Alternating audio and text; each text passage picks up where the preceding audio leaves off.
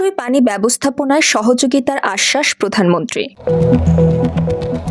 কয়েকদিনের মধ্যেই কমবে গ্যাস বিদ্যুৎ সংকট, তথ্য উপদেষ্টা। ঐক্যমতের ভিত্তিতে হবে সংবিধান সংশোধন, স্বরাষ্ট্রমন্ত্রী।